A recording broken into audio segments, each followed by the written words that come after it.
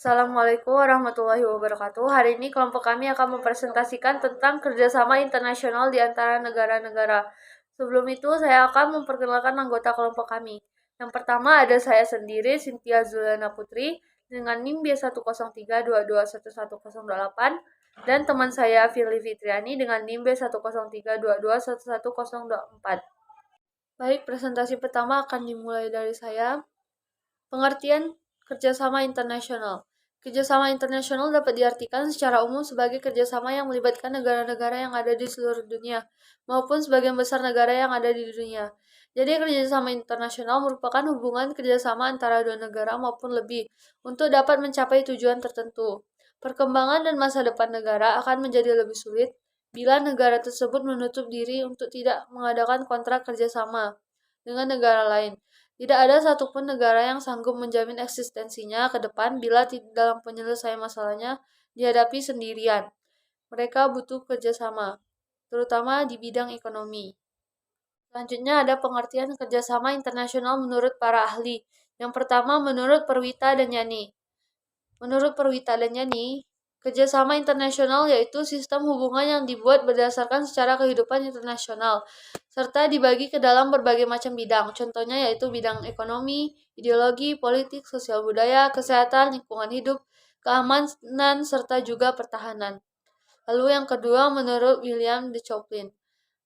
Menurut William de Chopin, lewat tulisannya yang mempunyai judul Introduction to International Politics, a Theoretical Overview pada tahun 1947, yaitu tentang kerjasama internasional, yaitu kerjasama yang bermula dari suatu alasan, yakni negara memiliki keinginan untuk melakukan interaksi rutin dan baru, serta juga dapat mencapai tujuan bersama. Selanjutnya, tujuan kerjasama internasional.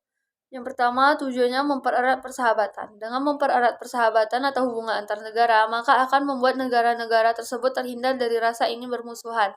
Yang kedua, menciptakan perdamaian dunia. Persahabatan yang terjalin di antara negara tersebut dapat menciptakan perdamaian dunia.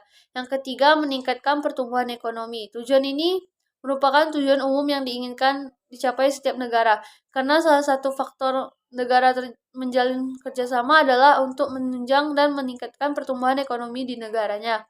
Yang keempat, memperluas tenaga kerja. Melalui kerjasama ini, negara dapat melakukan program pertukaran pelajar sehingga dapat membentuk tenaga ahli yang baru. Yang kelima, meningkatkan kemajuan di berbagai bidang. Dengan kerjasama internasional diharapkan dapat membawa kesetaraan kemajuan negara di setiap berbagai bidang. Yang keenam, untuk melengkapi kebutuhan negara. Dengan kondisi geografis yang berbeda serta kondisi iklim, membuat beberapa negara kesulitan melengkapi kebutuhan negaranya, seperti memanen hasil pangan dari bumi.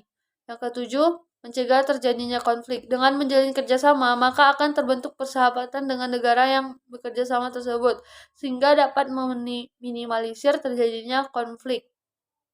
Selanjutnya, faktor kerjasama internasional. Yang pertama, kerjasama antar negara akibat adanya perbedaan. Yang pertama, perbedaan sumber daya alam. Sumber daya alam yang dimiliki oleh setiap negara berbeda-beda, baik dari segi jenis ataupun jumlahnya. Karena sumber daya alam yang sedikit, jadi membuat bahan baku sedikit juga. Maka demikian, negara-negara yang sedikit menghasilkan bahan baku akan melakukan kerjasama dengan negara-negara yang kaya akan bahan baku industri, dengan tujuan agar kebutuhan bahan baku dapat terpenuhi. Lalu yang kedua ada perbedaan ilmu pengetahuan dan teknologi. Adanya perbedaan tersebut, negara-negara berkembang dapat melakukan kerjasama dengan negara-negara maju. Dengan demikian, negara-negara berkembang dapat meningkatkan ilmu pengetahuan dan teknologinya. Yang ketiga, perbedaan ideologi. Perbedaan ideologi antar suatu wilayah negara dengan negara lain dapat memicu konflik antar negara, bahkan menjadi konflik internasional. Untuk meredakan konflik tersebut, maka perlu adanya kerjasama sehingga tidak memperbesar konflik yang telah ada. Lalu yang kedua, kerjasama antar negara akibat adanya kesamaan. Yang pertama, kerjasama sumber daya alam. Kesamaan sumber daya alam. Kesamaan sumber daya alam antara beberapa negara dapat mendorong terbentuknya kerjasama. Contohnya, negara penghasil minyak bumi membentuk satu kerjasama yang diberi nama OPEC, Organization of Exporting Countries. Lalu yang kedua ada kesamaan agama. Dengan adanya persamaan agama, dapat mendorong beberapa negara untuk bergabung dalam organisasi. Misalnya OKI, Organisasi Konferensi Islam. Presentasi selanjutnya akan dilanjutkan dengan rekan saya yaitu Firly Fitriani. Saya akan melanjutkan video dari Cynthia. Manfaat kerjasama internasional. 1. Memajukan serta meningkatkan perekonomian negara. Hal ini bisa dilihat dari segi transaksi dan juga hasil ekspor impor oleh negara tersebut. Kedua, mendapatkan kesempatan untuk mempelajari dan mencari tahu pengetahuan dan teknologi dari negara-negara maju. Ketiga, dari kerjasama internasional, tentunya modal dari asing akan mudah masuknya.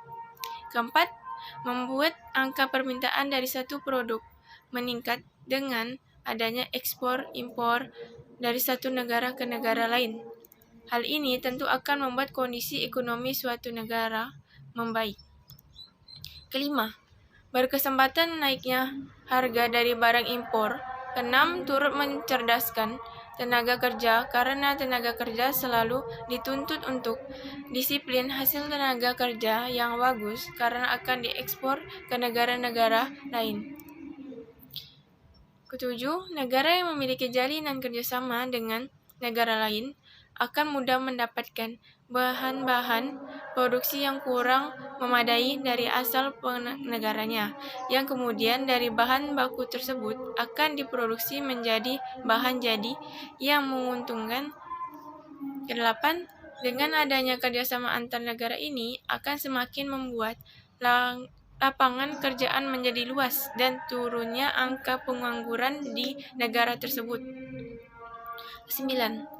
Dapat mempercepat suatu planning atau sebuah bisnis jika membutuhkan dana yang cukup besar dengan cara meminjam bank internasional. 10. Mencegah lunturnya budaya dari negara itu sendiri. Selanjutnya, bentuk kerjasama internasional. 1.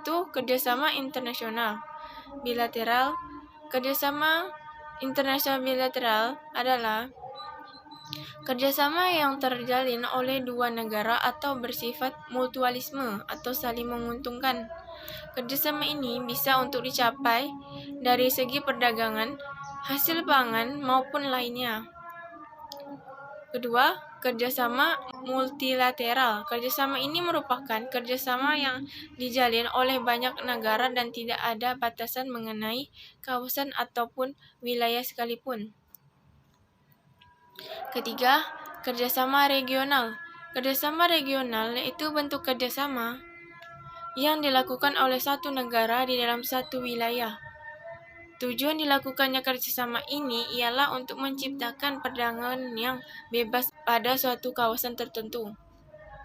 Selanjutnya, contoh kerjasama internasional. Pertama ada World Trade Organization atau WTO. Kerjasama yang satu ini mempunyai tujuan untuk bisa mendiskusikan dan juga mencari solusi dari masalah tentang perdagangan yang terjalin antar negara. Kedua, International Monetary Fund atau IMF. Kerjasama yang satu ini adalah satu kerjasama yang berbentuk organisasi. IMF juga tergolong ke dalam kerjasama yang bisa memberi pinjaman kepada negara yang sedang membutuhkan dana. Lalu ketiga, ada Southeast Asia Treaty Organization atau SATO. Kerjasama ini merupakan sebuah kerjasama yang berbentuk organisasi, di mana SATO didirikan dengan tujuan untuk mencegah pertumbuhan komunisme yang ada di Asia Tenggara. Kerjasama ini dibentuk langsung oleh fakta militer. Selanjutnya ada dampak positif dan negatif kerjasama internasional di Indonesia. Dampak positif. Pertama, ada meningkatkan keuangan negara. Kedua, membantu meningkatkan daya saing ekonomi. Ketiga, meningkatkan investasi. Keempat, menambah devisa negara. Kelima, memperkuat posisi perdagangan. Dan dampak negatif. 1. Ketergantungan dengan negara lain. 2. Investasi Asia terhadap kebijakan ekonomi Indonesia. Ketiga, masuknya tenaga asing ke Indonesia. Keempat, mendorong masyarakat hidup konsumtif. Sekian video dari saya. Terima kasih.